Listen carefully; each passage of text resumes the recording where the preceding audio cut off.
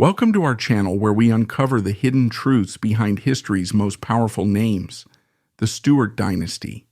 A name synonymous with absolute power, the unification of the British crowns, and a staggering fortune worth an adjusted $500 million. For nearly 4 centuries, their reign shaped the modern world, giving us monumental legacies like the King James Bible and the Royal Society. But what if the official history is only a carefully curated facade? Beneath this glittering surface lies a dark and turbulent history of secrets, scandal, and shocking betrayal. This was an era defined by the infamous Gunpowder Plot, the brutal English civil wars, and constant clandestine Catholic plots that threatened to shatter the kingdom. Family turned against family in a relentless quest for power. In this video, we will unravel the secret history of the House of Stuart. We'll explore the assassination conspiracies, the deep-seated religious conflicts, and the personal betrayals that nearly tore their empire apart from within. Join us as we pull back the curtain on one of history's most dramatic and secretive ruling families. From new money to old money, listen up. Because this is not the kind of dusty castle yarn your high school history teacher droned on about. Imagine instead that we're at a lively dinner party where the guests of honor are the Stuarts of Scotland, kings, queens, rebels, poets, and power players, while the table chatter jumps effortlessly between modern billionaires, oil tycoons, and Miami real estate sharks. By the time dessert is served, you'll see why the family that began as scrappy new money courtiers wound up shaping the DNA of old money, aristocracy from Edinburgh to London, leaving behind a cultural portfolio that still outglitters most 21st century trust funds. We open in 12th century Scotland, an age when surnames were still luxuries, and kings often died by the sword they carried at breakfast. Walter FitzAlan, a Norman adventurer who landed a sweet gig as High Steward to King David I, decided that Steward sounded solid enough to sign official parchments. His heirs clung to that job title, literally, until Steward morphed into Stuart, a brand name for loyalty, bookkeeping savvy, and a knack for staying close to the throne without getting beheaded. Fast forward several generations, and the Stuarts were no longer simply minding the royal purse. They were wearing the crown. Picture a Silicon Valley chief financial officer who quietly acquires majority stock and then, at the next board meeting, strolls in as chief executive. In business school jargon, the early Stuart fortune was frontier, new money. It sprang from feudal fees, keep the peace levies, and strategic real estate grabs along the River Clyde, much like William Brickell's 19th century land hustle that birthed downtown Miami. Cash flowed from ferry tolls, grain mills, and the right to tax every merchant crazy enough to brave a Scottish winter. The Stuarts used that income as seed capital for a bigger play, intertwining their bloodline with the most influential houses in Europe.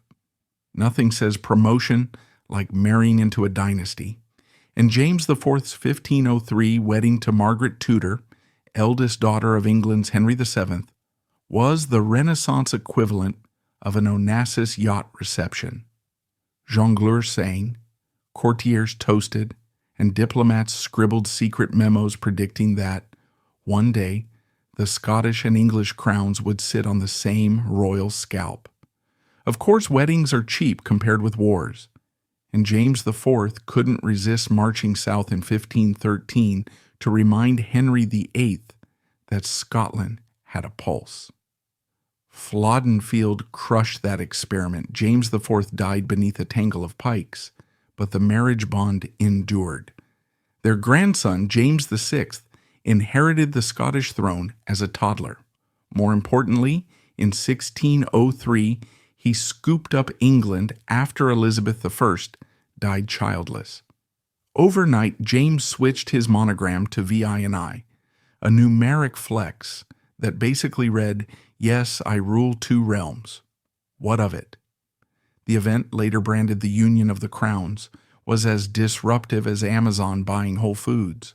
Old markets merged, old elites panicked, and a single CEO suddenly controlled the boardrooms of both kingdoms. Contemporary pamphleteers compared James's reach to the Habsburgs, Europe's reigning hyper-dynasty. New territory meant new revenue streams. James inherited sprawling crown lands, Whitehall Palace on the Thames, Holyrood House in Edinburgh, hunting parks, and entire counties leased to nobles at rents written in Latin. Then there were the taxes, medieval feudal dues, seasoned with more innovative levies, such as ship money, a fee originally meant for coastal defense, but expanded inland whenever the royal treasury felt peckish. If Jeff Bezos could charge every American town a prime harbor readiness fee, whether or not it had water, he would be following the Stuart playbook. Yet James understood that a monarch's staying power depended on softer assets, too. In 1604, he authorized a New English translation of Scripture. 7 years and 47 scholars later, the King James Bible rolled off London presses, destined to outsell every book ever printed, planting Shakespearean turns of phrase. Apple of his eye, salt of the earth, straight and narrow, into everyday speech. Cultural dividends like that never depreciate. They're more like the Guggenheim family's art museums, throwing prestige into the future and minting political capital each time a bishop quotes Romans. His son Charles I took prestige spending to a next-level obsession. Infatuated with the Flemish masters, Charles raided Europe's galleries as though he'd discovered an unlimited Amex. Van Dyck painted him so many times that historians joke the king had his own personal Photoshop filter. By 1640, Charles's art hall was valued, by modern economists adjusting for inflation, north of $10 million, a number approaching William Randolph Hearst's manic castle acquisitions 3 centuries later. The walls of Whitehall practically sweated oil paint, and visitors whispered that even the chapel pews looked like jewelry boxes. Lavish taste, however, won't save you if Parliament believes you've overdrawn the national checking account. Charles's fetish for divine right government, no consultation, no compromise, collided head-on with a Puritan-rich House of Commons, already livid about those temporary ship money extensions.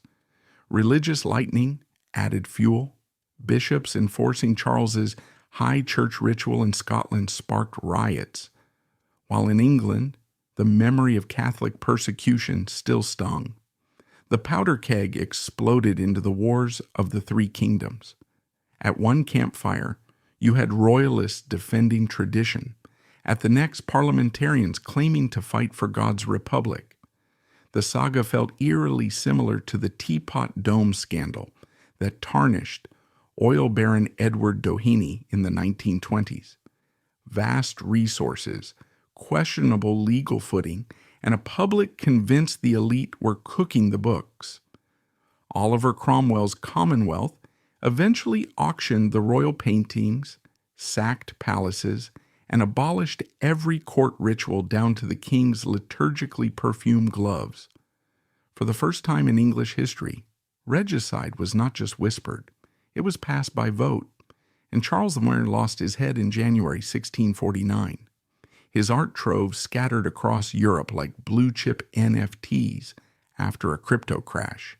Titian's Ecce Homo landed in Madrid, Raphael's tapestries disappeared into Vatican closets, and Rubens' canvases brightened the halls of Dutch merchants. When the monarchy crept back in 1660 under Charles II, the Stuarts pivoted once more, seizing on science as a unifying flag. In July of that year, a trio of intellectuals, Christopher Wren among them, pitched the idea of a learned society dedicated to experimental knowledge. The king slapped his approval on the charter, and the Royal Society was born. Think of it as a 17th century TED conference, where Isaac Newton could casually unveil calculus, Robert Boyle show off the air pump, and Edmund Halley predict comet returns. Charles didn't just rebuild palaces, he mined genius, turning curiosity into geopolitical horsepower. Trade routes became the dynasty's lifeblood. James I's charter to the East India Company back in 1600, months before Queen Elizabeth died, had already given London merchants a legal spearhead into Asian spice and textile markets. Under later Stuarts, those shipping lanes thickened with nutmeg, indigo, and Persian silk, while sugar colonies in Barbados and Jamaica ballooned in value.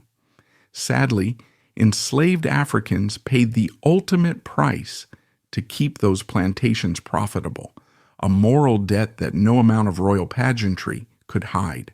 Still, by the late 1600s, a ledger clerk at Whitehall could point to customs duties, colonial rents, and share dividends that dwarfed traditional feudal income.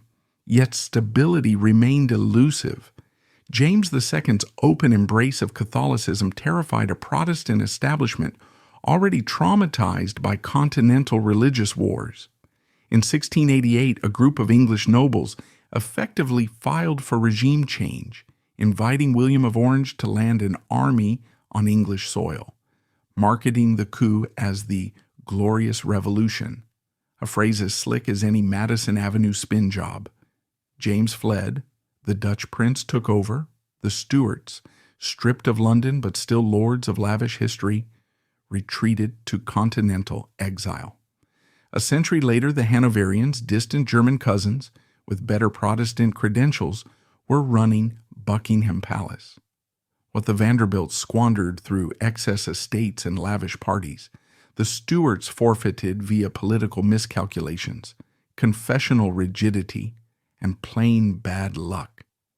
Even so, their cultural relics endured, some hiding in plain sight like lost vinyl that turns up in a thrift bin. The King James Bible remains the most printed English book on earth, with an estimated 1 billion copies sold to date. The Royal Society continues to elect fellows who win Nobels at a rate that would make Silicon Valley recruiters salivate. Surviving pieces of Charles I's collection, Rubens's Peace and War, Van Dyck's equestrian portraits, hang in the National Gallery or the Louvre, where their combined insurance value rivals the Mellon family's philanthropic endowments. You might say the Stuarts placed their fortune in a diversified cultural trust whose dividends still pay specialists, curators, and theologians every day. Mary, Queen of Scots' Darnley murder complicity. A bitter wind snakes through the winds of Edinburgh on the night of February 9th, 1567. Kirk O'Field, a snug collegiate house tugged up against the city walls, lies quiet but for the sigh of a sleeping hearth. Inside, Henry Stuart, Lord Darnley, King Consort of Scotland, recovers from illness on a feather mattress. A stray dog curls at his feet. The night watch dozes. Midnight drifts toward 1 o'clock. Then the world splits open. Thunder that is no thunder blasts the roof sky high.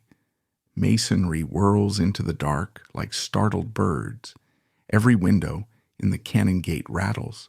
Folk fling open shutters, swear they've heard Judgment Day itself. A serving boy, lantern bobbing, sprints toward the smoke. Beyond the crumpled shell of Kirk O'Field, he finds 2 bodies laid out as though in gentle sleep. Yet their limbs bend wrong, and Darnley's throat bears the grim bruises of strangling hands. No burn, no scorch, no smell of powder on the flesh. The house explodes, the man is throttled. That puzzle slips into rumor before dawn and has never slipped out again. By sunrise, whispers cling to every tavern beam. The Queen must have known. Mary Stuart, 24, elegant, iron-willed, spends that morning behind palace doors, face chalk white beneath a fall of auburn hair. Courtiers watch her flinch at each newcomer, every scrap of fresh news. Some pity her, More watched the quiver of her jaw and decided his guilt. How did it come to this? To understand, unwind Mary's life like a silk ribbon, bright at first, knotted later. She was crowned monarch before she could walk, toddled beneath fluttering banners, while grown men swore fealty to a cradle. At 5, she sailed to France, was molded into a Renaissance jewel, Latin on her tongue, lute beneath her fingers, dance steps precise as clockwork. Teenage Mary married the Dauphin, laughed in Versailles fountains, and wore the crown of France for a breath, before widowhood stripped it away.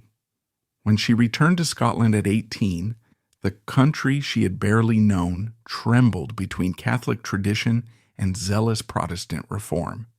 She meant to rule, to reconcile factions, perhaps even to love again. Enter Darnley. Tall, golden, and smooth-spoken, cousin to Mary and fellow Stuart, he stepped onto Scottish soil flashing a royal bloodline almost as strong as hers. Court ladies sighed. Poets compared him to Apollo. Mary fell hard. Their wedding, all crimson damask and silver trumpets, looked like triumph. It tasted of disaster. Once the vows set, Darnley's charm soured.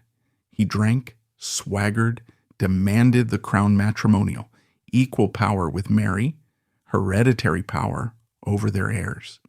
When council snubbed him, his pride twisted into violence.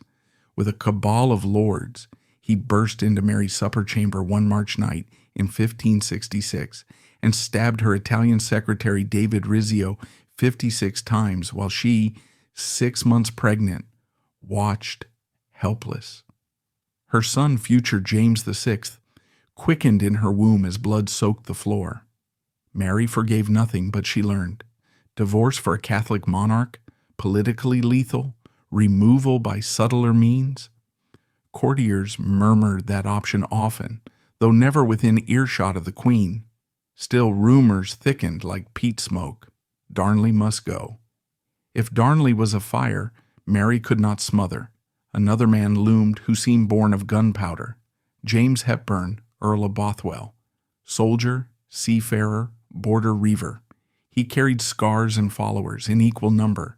He could ride 40 miles at dusk, brawl at dawn, and argue loyalty at noon if coin or conviction moved him.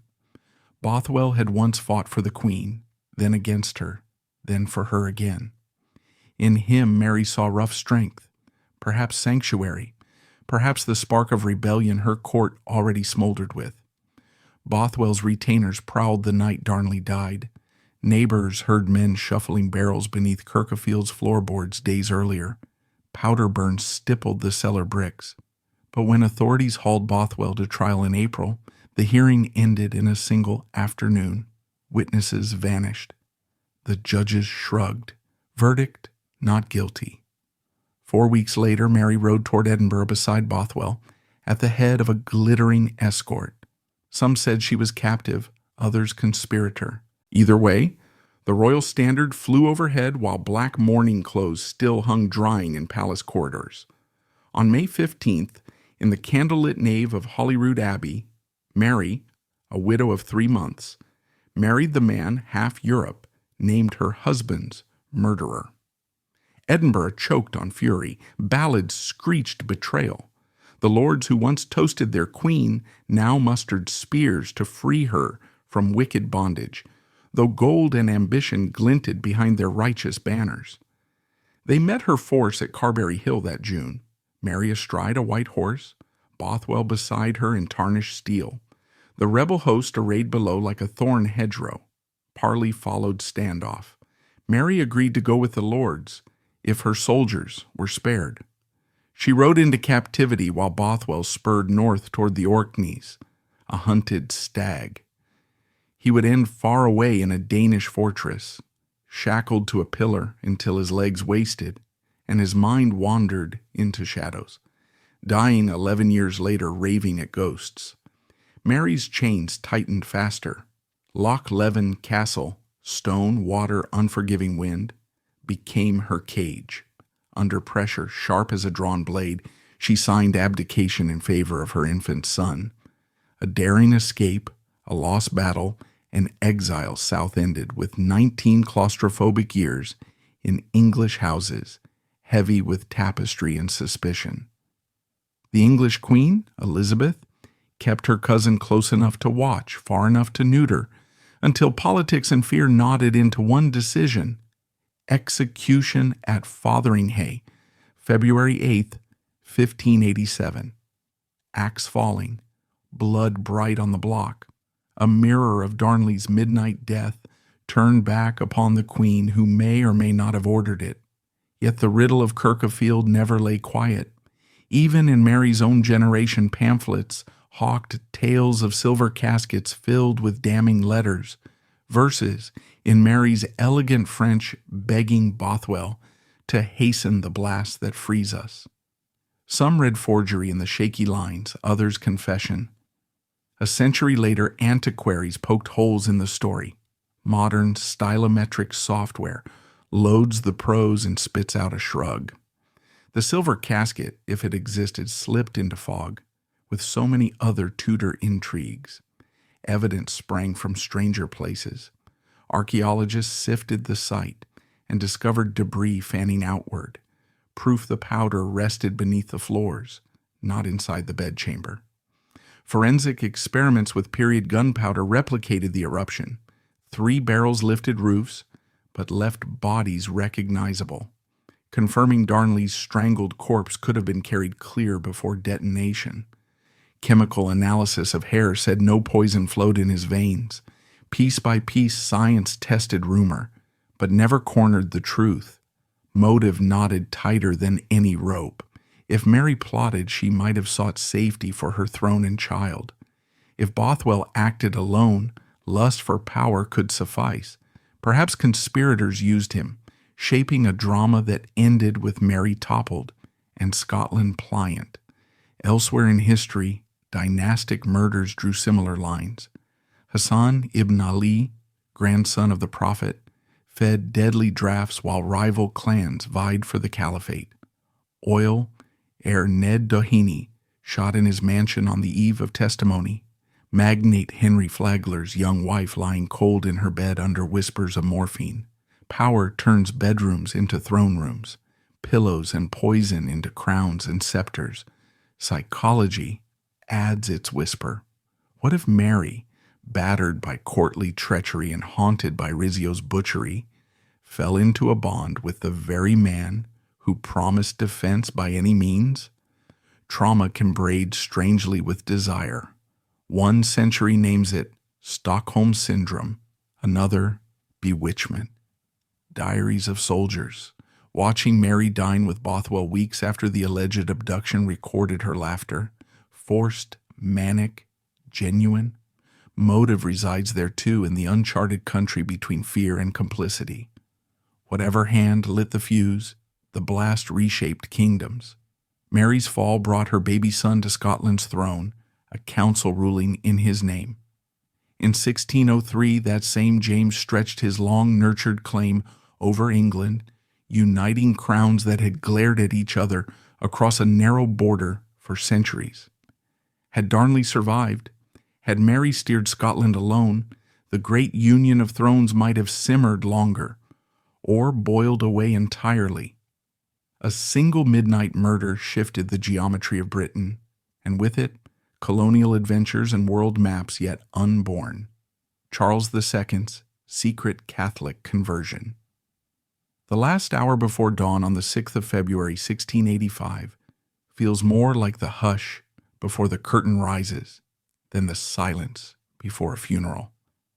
Inside Whitehall Palace, the air is brittle with candle smoke, and behind drawn velvet drapes, England's most extravagant king lies gulping for breath. Charles II, old Rowley to his tavern friends, the merry monarch to scribblers in the coffee houses, has spent a lifetime turning crises into pageants, but on this cold winter morning, the performance is nearly over. Courtiers crowd the room, weighing every ticking second against the price of loyalty. They sense that the slightest whisper might decide who keeps a ducal estate and who wakes tomorrow in the Tower. At the bed's edge stands a man in an ordinary riding cloak, hands folded, eyes lowered. Few recognize Father John Huddleston, a Benedictine priest smuggled through a side stair moments ago. Fewer still grasp why he is here. Charles's eyelids flutter. A groom dabs his lips with canary-soaked linen. Someone kneels to warm a silver spoon over the hearth, hoping to coax a final sip of broth. Then the king crooks a finger. Huddleston steps forward and murmurs in Latin the words of absolution that no sovereign of Protestant England is supposed to hear. Charles makes the sign of the cross, slow, deliberate, unmistakable, and breathes, "Brother, quick, before it is too late." The priest answers with the creed, a kiss of a crucifix, holy oils brushed across a wan forehead. In that instant, Charles II dies as a Roman Catholic. The faith of his childhood, the faith of his French mother, the faith he had tucked out of sight for 25 years. Everyone in the room understands that if this moment escapes the palace walls, before the undertakers finish their work, half of London will riot in the streets by nightfall. So the secret is folded into linen, locked behind lips, and buried beneath pomp. How did the merriest king in Christendom come to hide his soul behind a stage curtain? The story begins long before plague pits and playhouse cheers, back when little Charles still wore satin sleeves in the echoing halls of St. James's. His mother, Henrietta Maria of France, taught her children to trace the rosary's beads, while outside the windows, Puritan MPs sharpened their quarrels against papist influence. By the time Charles turned 12, Parliament's suspicions had hardened into musket fire. Civil war decapitated the monarchy, drove Henrietta into exile, and branded Catholic whispers as treasonous echoes of foreign tyranny. Exile taught the prince two unforgiving lessons. First, without ready cash, a king is a beggar in borrowed boots. Second, without plausible deniability, he is a dead man walking. French court salons offered both coin and camouflage. Louis XIV admired the handsome youth with easy laughter and a talent for languages. He admired even more the political leverage a restored Charles might one day provide. In return for hospitality and a discreet promise to consider the true faith when the hour ripened, Louis opened his purse. When Cromwell's republic finally collapsed like wet canvas, England begged for a restoration hero. Charles rode ashore in May 1660 to a thunder of church bells and tankards. London wanted revels after a decade of Puritan sermons, and its new sovereign obliged. Playhouses reopened, gamblers flocked to Newmarket, and mistresses fluttered through Whitehall like silk flags. Yet behind the fireworks lay the same old arithmetic. Parliament's subsidies never met the Crown's appetite. Wars against the Dutch burned coin by the bucket. The plague of 1665 hollowed tax rolls, and the Great Fire of 1666 turned the capital itself into a smoldering ledger of losses. Every year the king's treasurer faced a shortage. Every year envoys from Versailles arrived with neat packets of French livres. The arrangement crystallized in 1670 inside a seaside chateau near Dover. There, Charles's envoys and Louis's ministers sealed a pact, a French subsidy of 200,000 livres a year, rising later to 300,000, would flow straight into the king's personal chamber, bypassing the English exchequer. In exchange, Charles agreed that when political weather allowed, he would publicly declare his Catholic faith and help France nudge Protestant Holland off balance. The treaty papered danger with gold, but gold buys only so much silence. Inside England, the dread of popery never slept. Parliament answered rumors with the Test Act of 1673, forcing every office holder to receive Anglican communion. The Lord Treasurer himself resigned rather than counterfeit belief. Crowds cheered his exit, as proof England still drew a Protestant breath. 4 years later, a charlatan named Titus Oates spun a fantastical popish plot, claiming Jesuits meant to throttle Charles and seat his openly Catholic brother James in 5 different coronation chairs at once. Wild as it sounded, the story fit old nightmares, and fear needs no evidence to fan flames.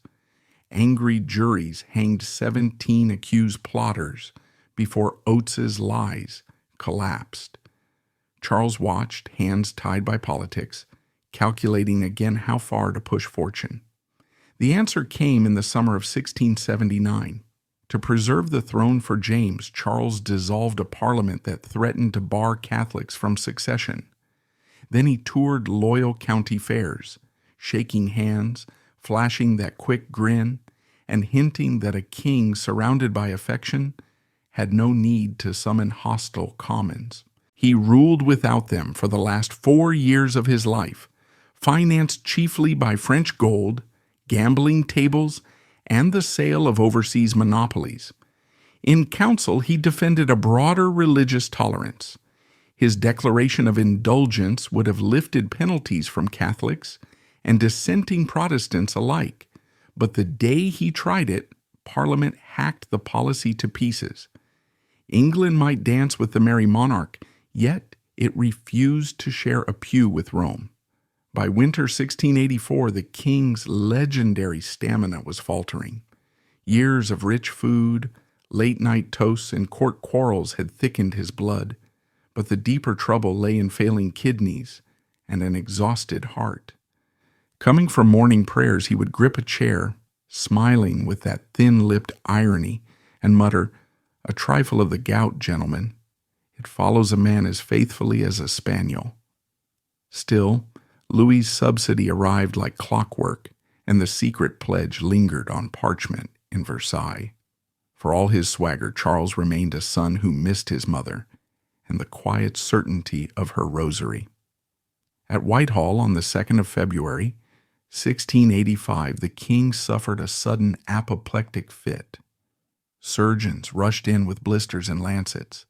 They bled him, cupped him, forced concoctions of bezoar and herb before dawn.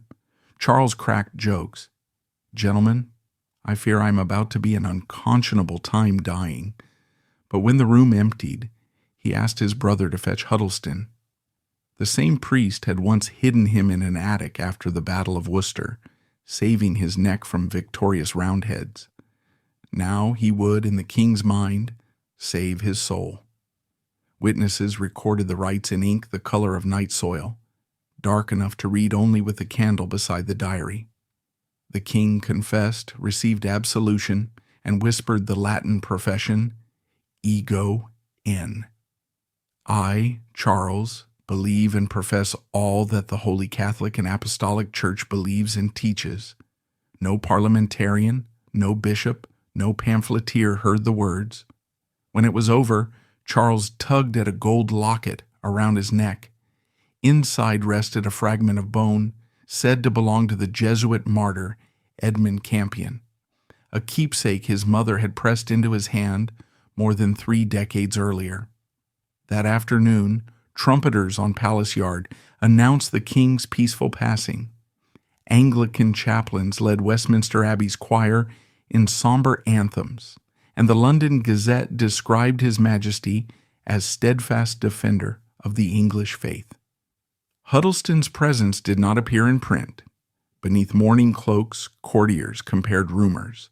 Most agreed the truth must stay sealed until the new reign found its footing. Only in private letters between James and Louis XIV did the details travel, and those letters would not see daylight for years. Yet secrets are barrels without tops. Whisper by whisper news seeped through coffee houses and counting rooms, carried by merchants returning from Paris. Some shrugged. The sailors at Deptford toasted any king who paid wages on time. But Protestant pulpits thundered. The dead monarch, they cried, had sold England to France for coin and confession. But the moment had passed. Charles lay entombed in the abbey, and his brother James II now ruled in open allegiance to Rome. James lacked Charles's velvet touch. He canceled the Test Acts, appointed Catholics to university chairs, even paraded his private mass through Whitehall's chapel as if daring his subjects to blink. Within 3 short years, England did more than blink. It opened its gates to William of Orange, and James fled into French exile. Thus a secret conversion born in candlelight set in motion a revolution that rewired the British Constitution and shut the throne forever to Catholic heirs. The king, who juggled danger like a court jester, left behind a blueprint for every leader who thinks charm can outfox suspicion. Across the Atlantic, a newspaper baron would one day strike convivial poses while quietly courting powers that promised him foreign influence. A century later, a steel magnate turned treasury secretary would pour generosity into museums even as his legislative puppet strings made those gifts possible. Charles would have recognized their balancing act. One hand on the public heart, the other in the shadows, counting coins measured in silence. James III's alleged homosexual affairs. George Villiers, Duke of Buckingham. Tall, burnished hair, gleaming eyes darting with the confidence of a man who knows every secret door. Behind him, only half a step back yet somehow in orbit around his brilliance, walks King James, scholar, hunter, lawgiver, and, if rumor is to be believed, the most devoted admirer any court favorite ever possessed. Courtiers freeze mid-curtsy, wondering what language 2 men can possibly share so silently. Outside, London's rooftops sparkle with frost.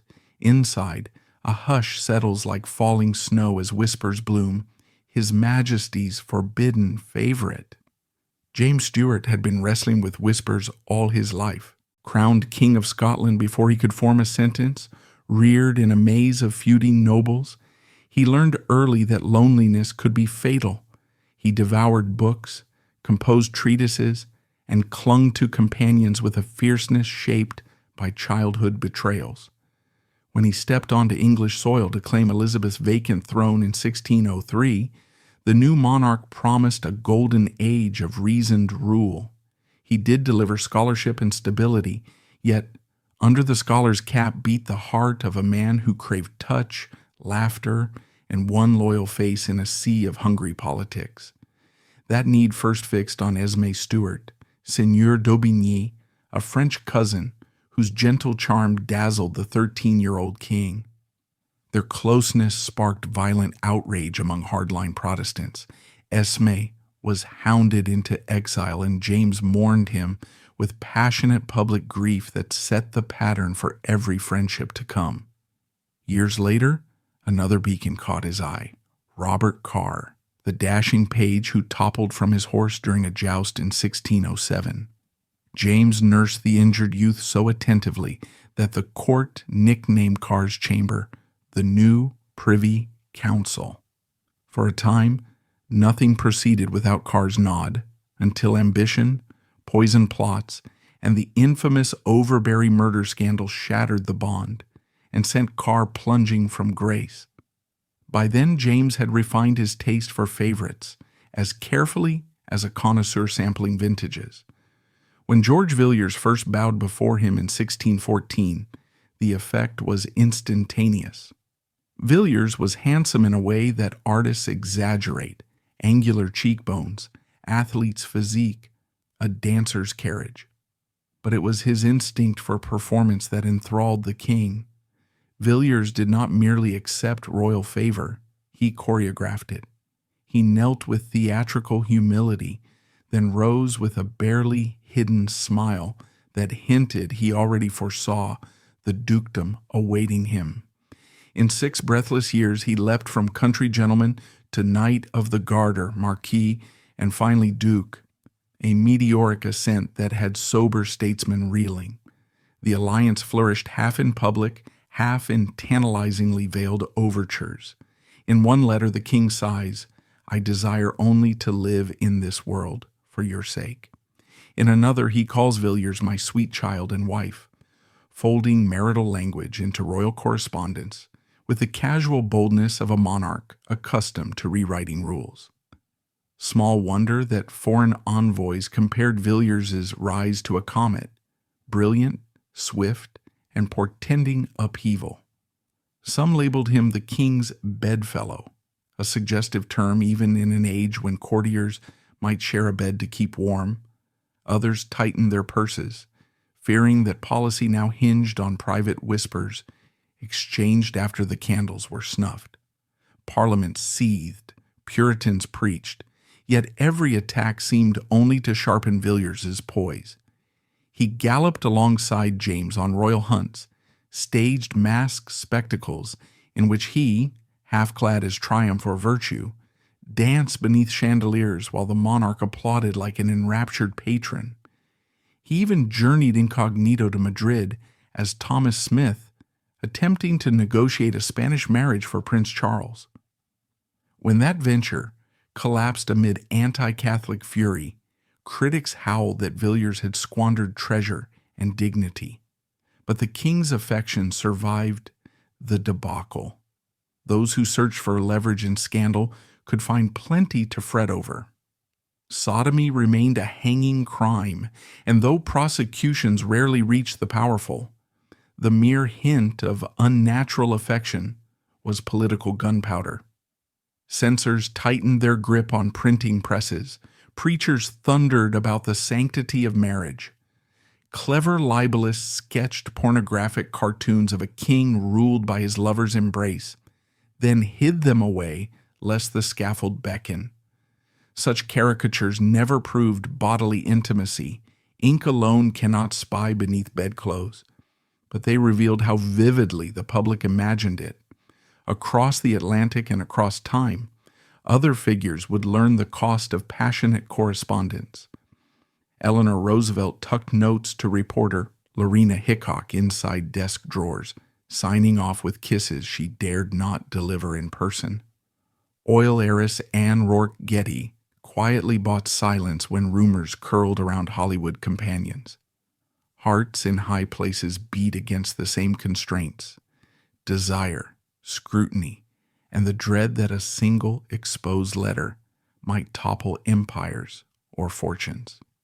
James's sealed missives to Villiers, thick with endearments, belonged to that lineage. Love letters written in an age that had no safe name for their sentiment. Whitehall itself became a map of attachment. The king redesigned the Privy Gallery so Villiers' quarters opened almost directly into the royal bedchamber.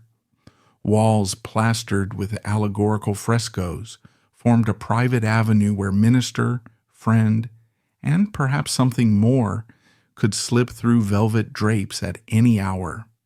The proximity raised eyebrows, but also anchored governance. Ministers seeking favors learned to petition the favorite first, then await his leisurely stroll into the king's embrace to deliver their cause. Not even Anne of Denmark, James's queen, disrupted the pattern. Her own entertainments glittered at Somerset House, yet she seldom protested Villiers' ascendancy.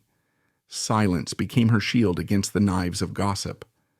While courtiers wondered whether jealousy burned behind her composed smile, she focused on dynastic duties and elaborate masks that answered court chatter with artful, wordless satire.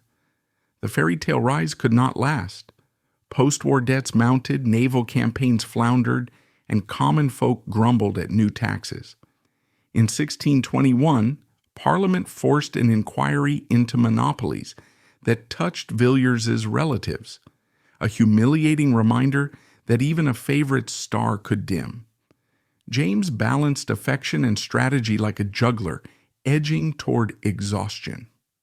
After he died in 1625, Villiers transferred his brilliance to the new king, Charles I, but unease thickened.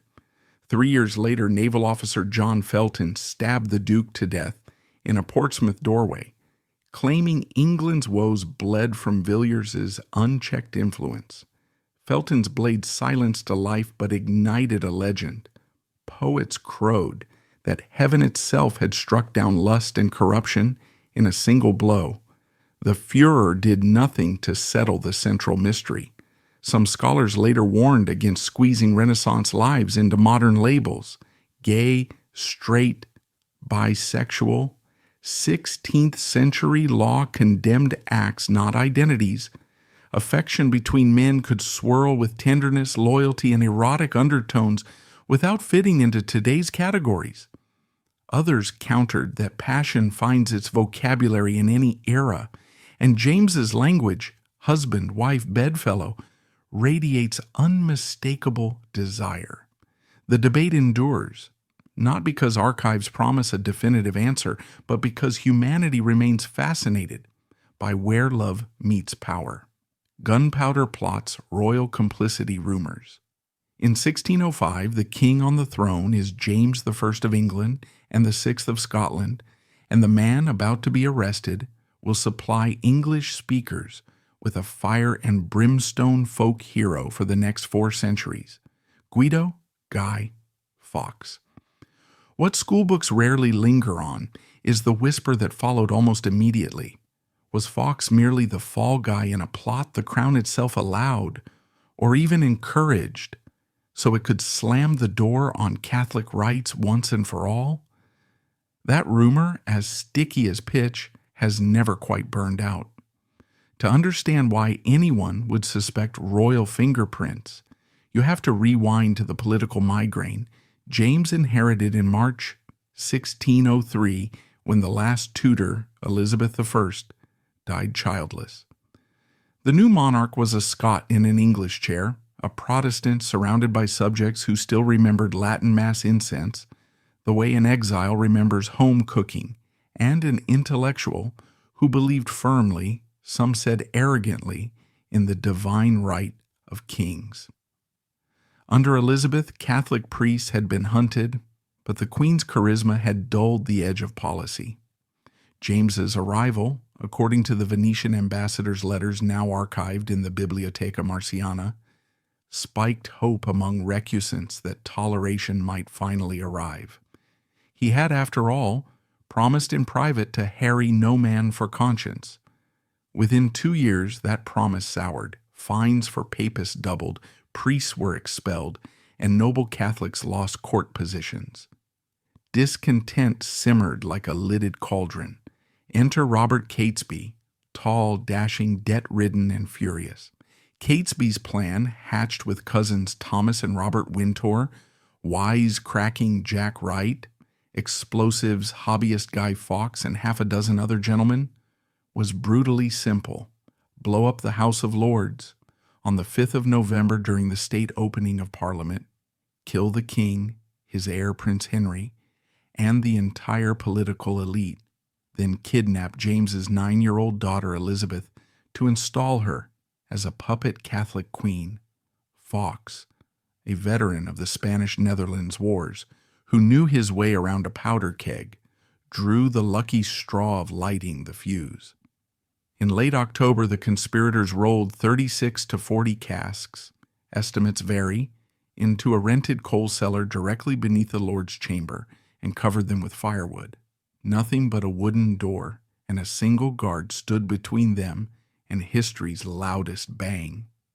Everything might have ended there, if not for a single folded sheet delivered on 26th October to William Parker, Lord Monteagle, a Catholic peer with government connections. My lord, out of the love I bear to some of your friends, I have a care of your preservation. They shall receive a terrible blow this Parliament. Monteagle carried the anonymous warning to Robert Cecil, Earl of Salisbury, James's spymaster-in-chief. Here, the story tilts from adventure into conspiracy noir.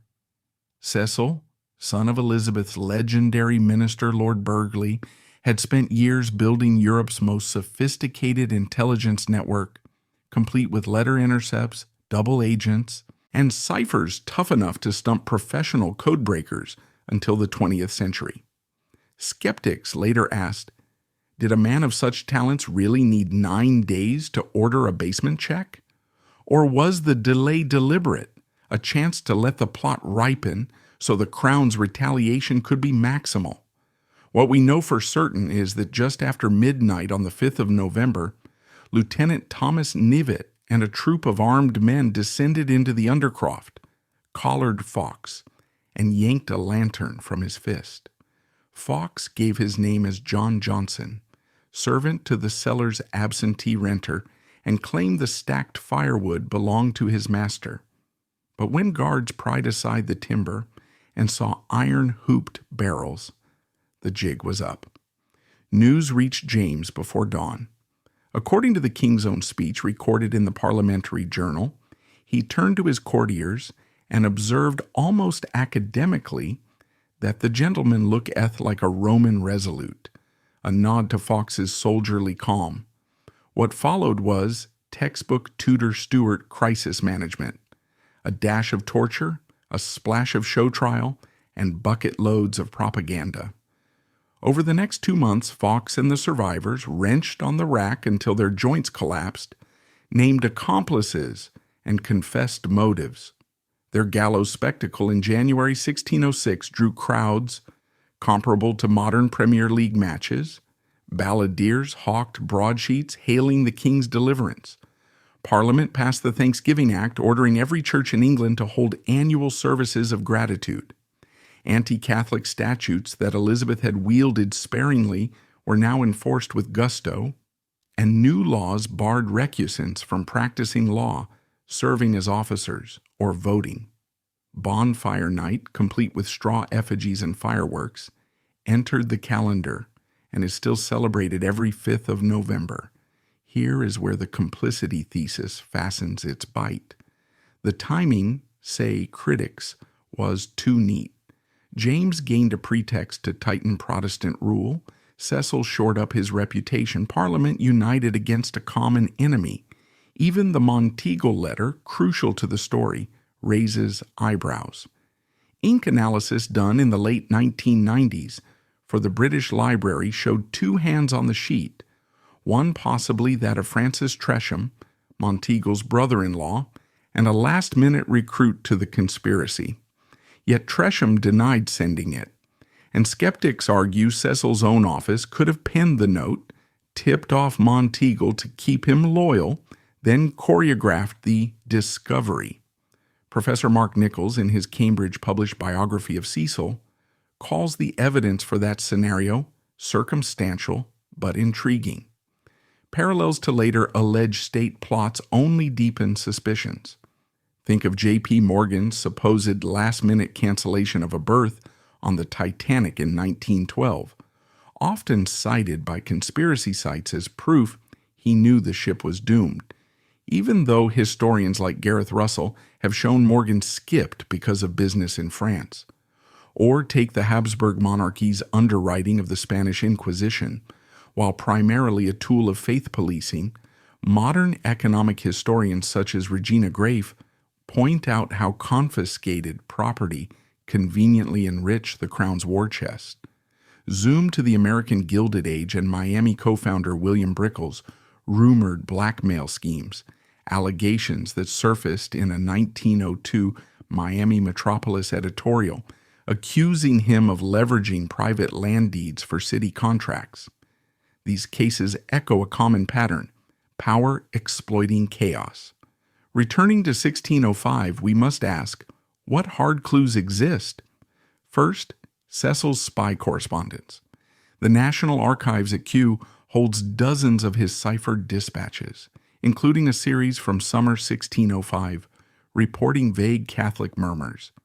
Divers of that humor practice against the state, but nothing in those letters explicitly outlines barrels under Parliament.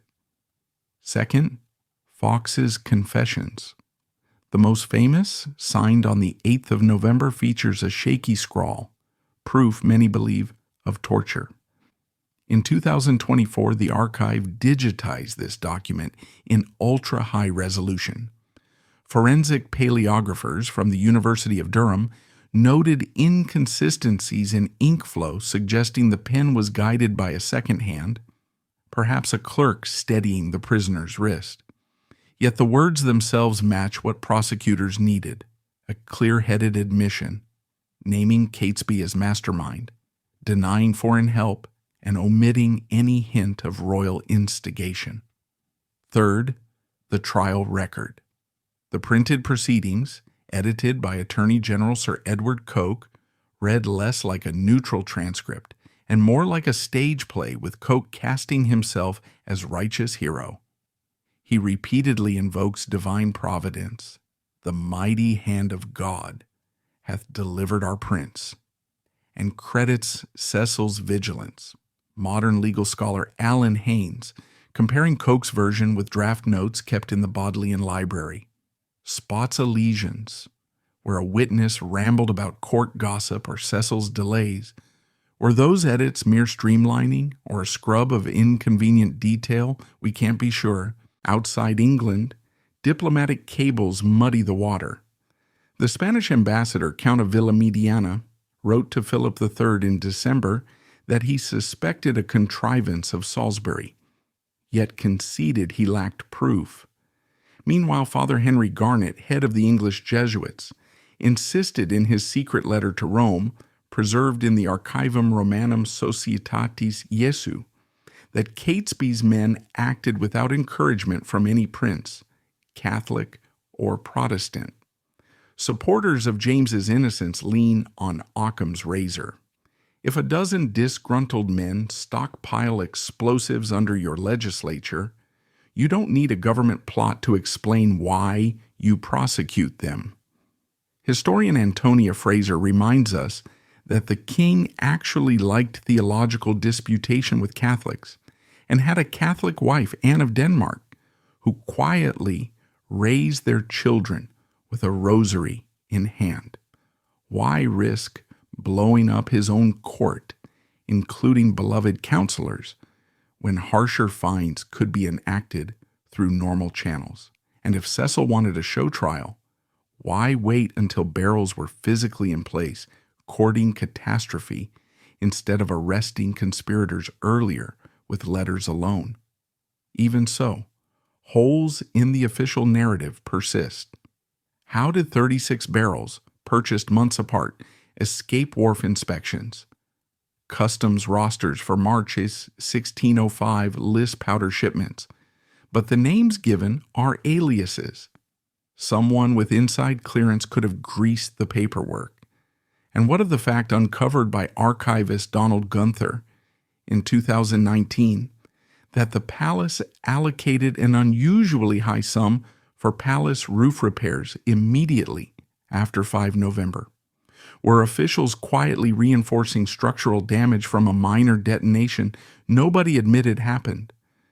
Gunther's claim, published in the Journal of Early Modern Studies, remains contested, but tantalizes those who think more powder may have ignited that night than publicized. Charles I's secret Spanish alliance. A wet dust settles over Whitehall in the autumn of 1634. Along the garden wall, mists curl like pale fingers, drawing the eye away from a solitary door where a lantern flickers, 2 sharp knocks, a password in accented English, and the King of England slips into council with a man the court papers call merely Don A. Charles I, boots still muddy from an afternoon hawking, greets the Spanish ambassador with the careful warmth one uses for a house guest who might yet become a creditor. Behind velvet drapes, servants pretend to polish candelabra while memorizing every whispered vow. That night, the monarch, whose coronation oath swore defense of Protestantism, promises Catholic Spain something bolder than prayers: an English fighting fleet. Money, as always, sits at the center of the bargain. Charles spends it faster than it comes in, on masked pageantry, on St. Paul's soaring repairs, on Queen Henrietta Maria's bijou court, and Parliament, truculent and Puritan-tinged, keeps saying no. Spain, meanwhile, bleeds silver trying to wrest Flanders back from the upstart Dutch Republic. Madrid needs ships. Charles needs cash. Their secret arithmetic runs like this: 10 to 12 English men of war freshly built from controversial ship money levies, will escort Spanish treasure galleons through the Channel, and, when seasons allow, strike Dutch convoys in the Atlantic. In return, the Spanish crown will remit 150,000 English pounds, a fortune large enough to fund royal policy without a single vote in Parliament. The arrangement hangs on one fragile thread: silence. Word of an Anglo-Spanish pact would scatter tinder across a kingdom already sparking with religious dread. The memory of the Spanish Armada's black sails still looms in English sermons. Puritans mutter that the king's marriage to a French Catholic princess is proof God's anointed shepherd has drifted toward Rome. Archbishop Laud's high church liturgies, all incense and genuflection, look to many like preludes to Mass.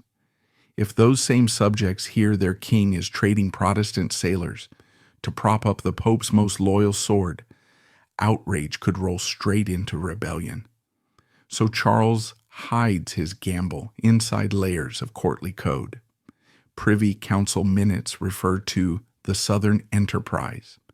A memorandum in Secretary Windebank's hand notes that Balthazar, never Spain, requests anchorage at Portsmouth.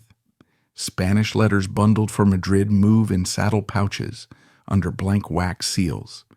In one dispatch, Don Alonso de Cardenas marvels at the king's audacity. His Majesty offers more than vessels. He offers quiet harbors and the thunder of English cannon, provided England never learns what its cannon defend. Shipwrights on the Medway need no explanation. They only see contracts and coin. Their newest pinnace, HMS Reformation, carries 30 bronze guns and a figurehead of the Archangel Michael, but will sail, if the day comes, under the red and gold of Castile.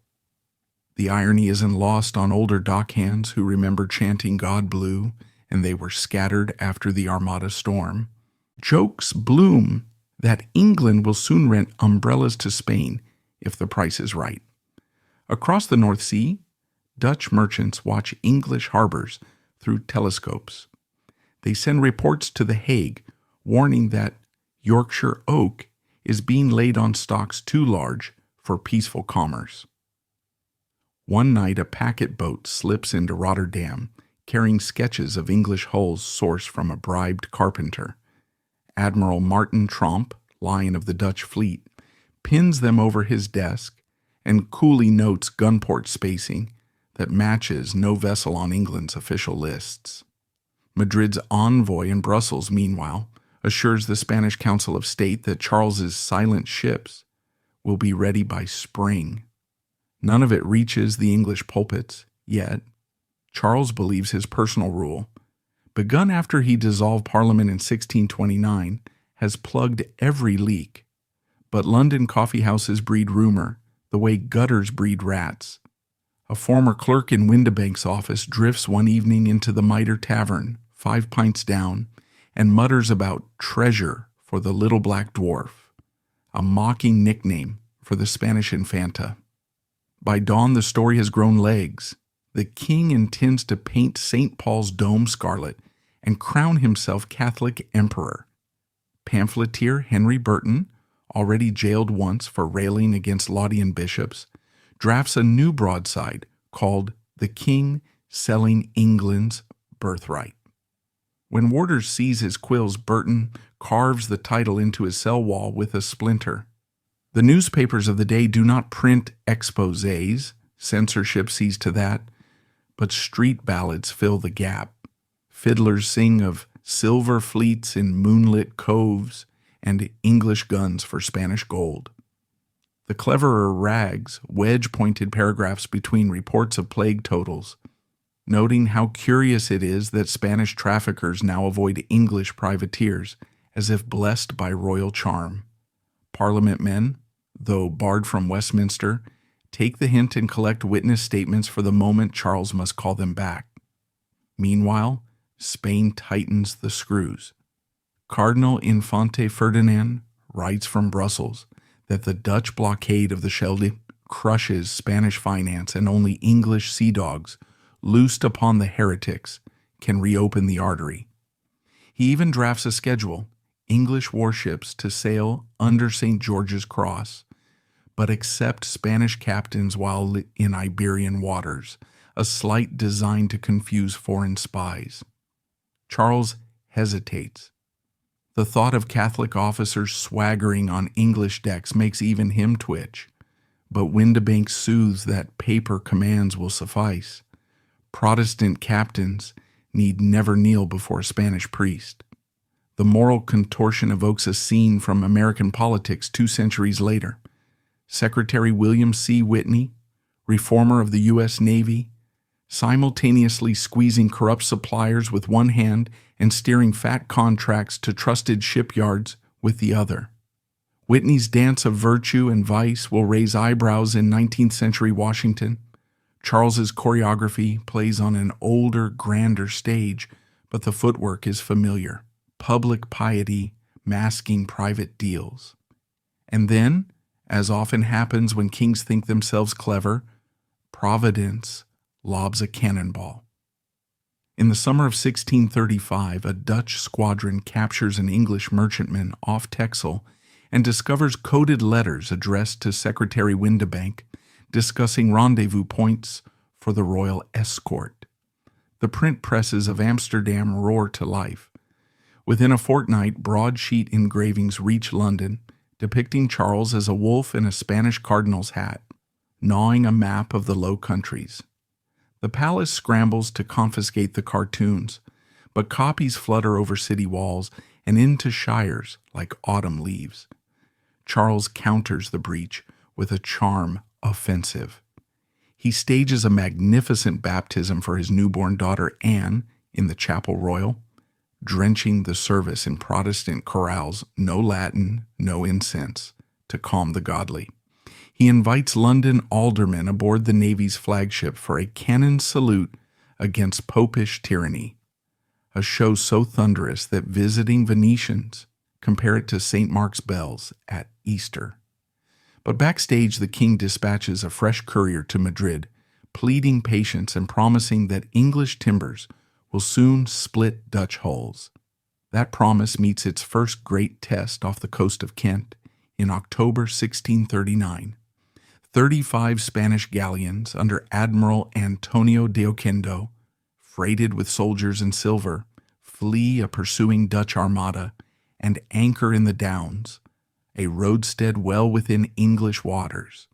Oquendo has been told, off the record, that English guns are ready to shield him if Tromp attacks. For 4 tense days, townsfolk picnic on the White Cliffs, watching Dutch and Spanish flags eye each other across Grey Chop.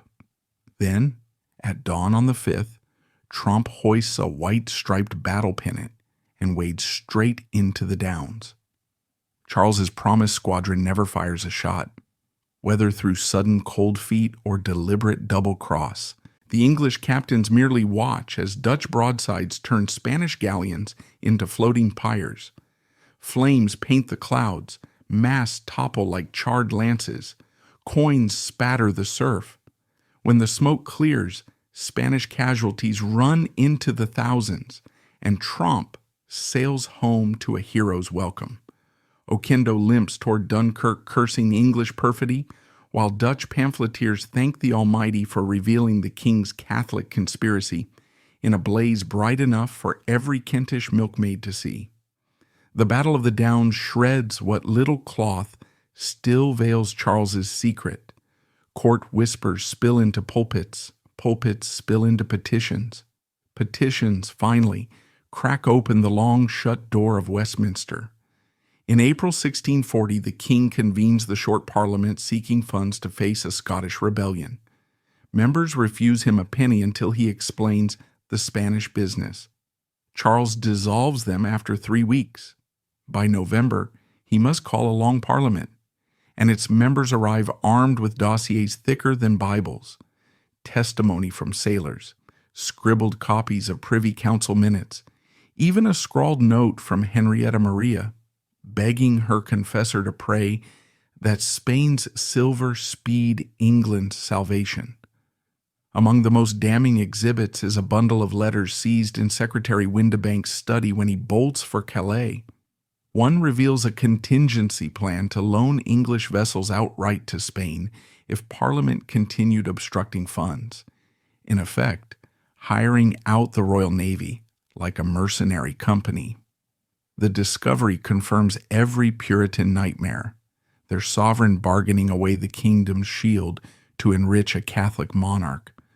Opposition MPs lace the story into the Grand Remonstrance, that laundry list of royal misdeeds presented in November 1641. They label it the King's Betrayal of Protestant England, arguing that if Charles can sell English ships today, he will sell English souls tomorrow. Outside St. Stephen's Chapel, a mob hoists effigies of the king dressed in a scarlet inquisitor's robe. Royalist pamphleteers protest that the letters are forgeries spun by Dutch agents, but the damage is done. Trust, once cracked, never quite mends. The winter of 1641-42 hums with predictions of civil war. In taverns, men compare their monarch to caliphs of old who bribed fickle desert tribes for a season's loyalty. Muawiyah greasing palms with gold so the Umayyad standard would not fall. They say Charles has done the same, only with hulls and gunpowder, where Arab dynasts used coins and camels. The analogy stings precisely because it feels true. Power maintained by hidden purchase. When armed conflict finally erupts, royalist recruiters in the West Country discover a curious reluctance among coastal sailors. Too many remember whispers that the king meant to hand them to Spain.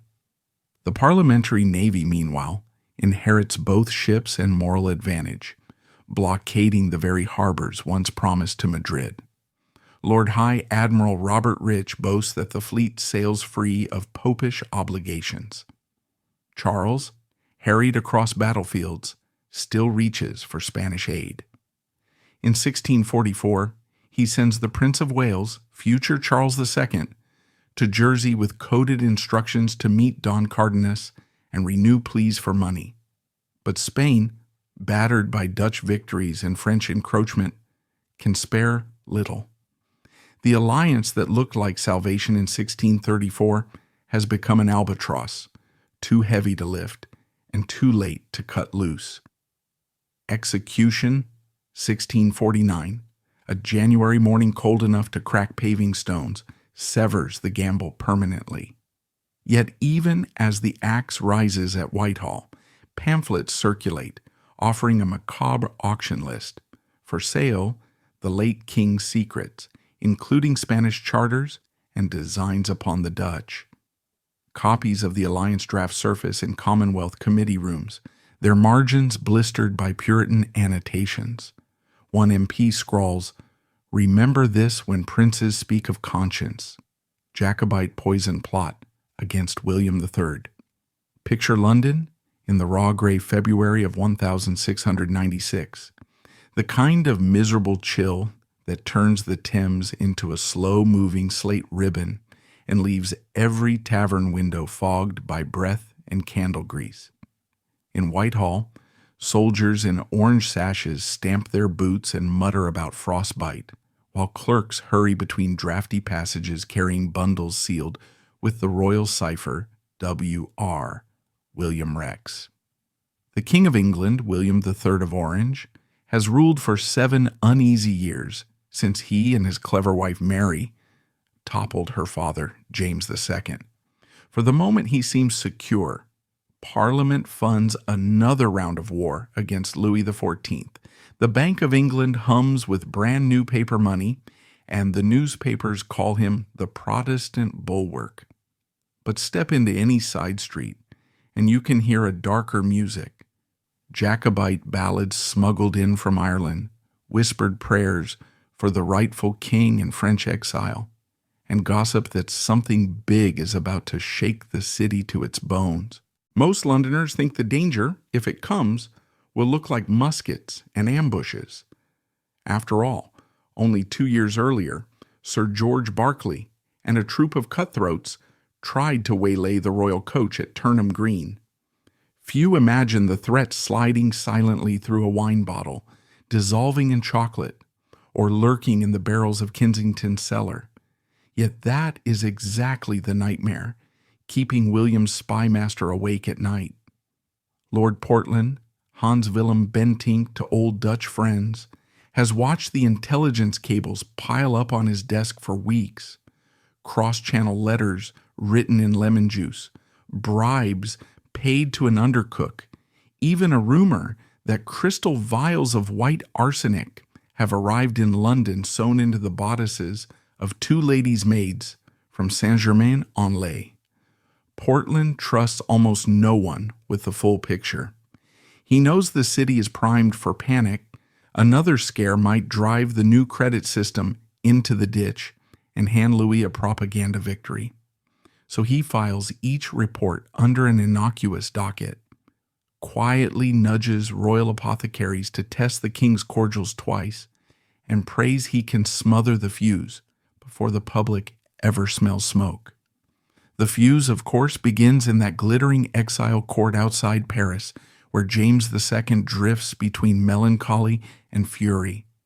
Saint-Germain is all gilt ceilings and unpaid bills, kept afloat by Louise's impatience with Protestant England. James still signs letters, Your Majesty, and still insists that God will, in his good time, crack William's hold the way he cracked Pharaoh's chariots. Around him swirls a desperate collection of loyalists, former privy councillors clinging to shadow titles, Irish officers itching for one more go at the Boyne, fire-breathing Jesuit confessors, and a handful of professional plotters who believe the fastest route back to Whitehall runs right through William's bloodstream. They whisper in alcoves about mercs and pistols, but the talk always circles back to poison. Ambush is messy, a gun misfires, horses shy, yet a small dose of arsenic tipped into the king's daily medicine? That's as neat as a silver pin. One of the men pushing the idea is Robert Charnock, a dashing former scholar expelled from Magdalen College after the Revolution. Charnock has smuggled himself into England 6 times already, meeting other Jacobites in obscure inns, the Old King's Head in Leadenhall Street, the Mitre in Fenchurch. Alongside him moves a quieter figure, Sir William Parkyns, once a barrister of comfortable means, now bankrolling treason with mortgage after mortgage. Early in the new year, the pair receive fresh orders from James's Secretary of State, John Drummond, Earl of Melfort. His Majesty approves any means that may rid England of the usurper, provided Christian scruple be met. Melfort's phrasing is sly. It invokes moral wiggle room, hinting that poison, though frowned on by knights-errant, sits perfectly well with princes fighting tyrants. London's underworld obliges.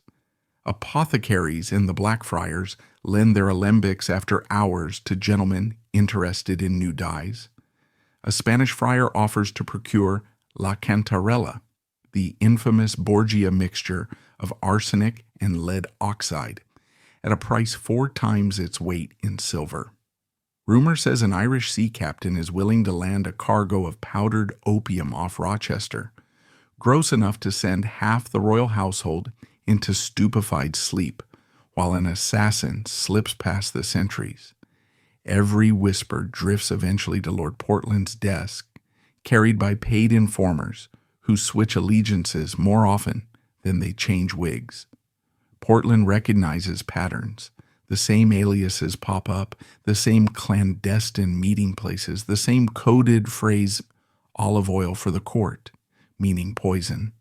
But what chills him is the fact that none of the intercepted letters talk about firing a shot. They speak only of a remedy unseen. He orders the yeomen of the guard to taste every dish and tests William's favorite Rhenish wine with a silver spoon. The metal blackens at the faintest trace of arsenic. 1 spoon darkens, panic spikes, a second test shows the metal pure. Portland locks the first spoon in a drawer and tells no one but the apothecary. He suspects sabotage of the test itself, designed to rattle him into exposing the investigation. Meanwhile, William pursues his morning routine unaware. At 7, he drinks posset in Kensington Palace, milk, ale, nutmeg, sometimes a shaving of sugarloaf, and reviews troop dispositions edging along the Moselle. At 9, he confers with John Trenchard, the jittery Secretary of State, who keeps an entire sheaf of Jacobite depositions hidden inside the false bottom of his writing desk. The king loves order, hates intrigue, and trusts Portland so thoroughly that if the Earl says nothing, William assumes nothing urgent is afoot. But urgency grows. Late January, 2 Jacobite couriers are caught near Charing Cross with French pistoles sewn into their coat linings. The coins bear Lewis's face, unmistakable as an indictment. Under interrogation in the Tower, they mention a rendezvous set for Candlemas Eve, an obscure farm at Mile End Green. Portland's men raid the place and find only muddy boot prints and an empty medicine chest smelling of bitter almonds. Charnock narrowly escapes by slipping into the crowd of spectators gawking at the soldiers. The chest's interior, scraped, yields a grayish residue, arsenic trioxide. That is the moment Portland realizes the plot has advanced beyond talk. He drafts a secret circular to royal physicians. No food, drink, or tincture is to enter the king's chambers without direct provenance. He places Dutch guards at the palace kitchens, trustworthy Calvinists, less likely to sympathize with English Jacobites, and quietly retires 2 English footmen whose families attend a hidden Catholic chapel in Holborn. For all the caution, he refuses to alarm William. Public panic would hand the plotters half their victory. The entire operation becomes a balancing act, rather like the press scandal centuries later when prosecutors hid evidence during the Michael Morton conviction, hoping silence would avert a media storm, even as it cost a man years of freedom. Suppression sometimes shields stability, but the moral price accrues interest. Across the channel, James calculates time frames. Louis XIV prepares a spring offensive against Flanders. If William falls before the first cannon salute, England might flounder, maybe even sue for peace. So the exiled king sends fresh blessing to his agents. Sir George Berkeley, hero of the failed Turnham Green ambush, proposes mixing lethal syrup into the king's morning chocolate, a new fashion imported from Spain. Parkins favors a subtler approach. Spike the wax used to seal William's personal letters, poison absorbed through tiny cuts on the fingers. Charnock, ever the dramatist, dreams of an exploding grenade disguised as a snuff box. What unites them is urgency. While the conspirators debate dosage, London's rumor mill twitches. Coffee houses in Cheapside buzz about another damned papist conspiracy. A handbill pinned outside St. Paul's accuses the king's own minister, Sir John Fenwick, of playing both sides. Fenwick, no stranger to intrigue, hears the gossip and panics. In a move born of selfish survival, he tells a mistress that the crown will hang him if it learns how much he knows. The mistress tells her hairdresser. The hairdresser tells a client who once sold seditious pamphlets. Within a week, Portland's spies are jotting it all down. The information web has tightened to the point of asphyxiation. Portland decides on a sweep. He waits for the first Monday of February, Lawyer's Day, when the inns of court are full and suspicious comings and goings can hide in plain sight. At midnight, mounted troopers surround a half-dozen London houses. Doors splinter, candles flare, and startled men in nightshirts are dragged into carriages. Among the prisoners, Robert Charnock, caught in a garret with cipher wheels and a glass vial stoppered in wax. Sir William Parkins slips out the back stair, but is taken later at a toll gate on the Oxford Road, his cloak hiding a waistcoat lined with gold coin minted for James's restoration. Interrogations at Newgate run hot and fast. Some break under the first promise of royal mercy. Charnock folds within 2 days, giving up the tentative poison recipe. Arsenic mixed into dried orange peel, then powdered, impossible to detect amid the citrus garnish fashionable on sweetmeats. Parkins, iron-spined, denies everything until shown a forged letter implicating his favorite niece. Then he caves, begging only that his estates provide for her dowry. All this time William remains oddly insulated. Portland feeds him small doses of truth. An assassination ring broken, no need for alarm, but never the poison angle. The king concentrates on troop dispatches, issues a proclamation demanding loyalty oaths from every civil servant, and rides out to Richmond Park with his hunting dogs. Only once after a council meeting does he ask Portland, "Do these rogues dream of bullets or of daggers?" Portland answers, "Neither, sire," and lets the conversation die. The trials come in March at the Old Bailey. Proceedings last barely 2 days each. Crown prosecutors parade cipher letters, seized pistols, and testimony that the prisoners practiced dissolving powders in liquor. The jury convicts. Charnock, Parkins, and 2 lesser accomplices go to Tyburn gallows, wearing long woolen coats against the rain. They confess loyalty to James, pray aloud in English and Latin, and refuse to name further conspirators. Their heads end up on pikes above Temple Bar, mute warnings to every passerby that treason carries an odor worse than arsenic. Newspapers trumpet a foiled French popish assassination, but the word poison never appears in print. Portland has his victory. The public cheers, commerce booms, and no one panics about invisible death swirling in the king's cup. Yet inside Whitehall, the secret lingers. Every few weeks, a footman resigns for health reasons, and Portland approves the pension without comment. He knows the man failed an unannounced loyalty test, perhaps a relative in Saint-Germain, perhaps loose talk in a taproom. The crisis may have passed, but Jacobite gold still slips ashore on moonless nights. The Earl keeps the poisoned spoon locked in its drawer as a reminder.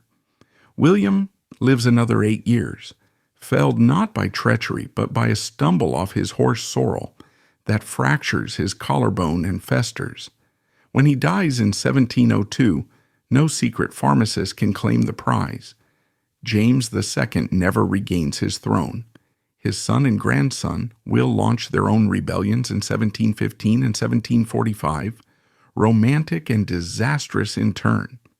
The 1696 poison plot sinks below the popular tide, overshadowed by louder failures, just as the Pazzi conspirators' poisoned wine scheme hides in the shadow of their blade attack on Giuliano de' Medici, or as Eleanor of Aquitaine's whispered encouragement fades behind her son's full-scale rebellions against Henry II.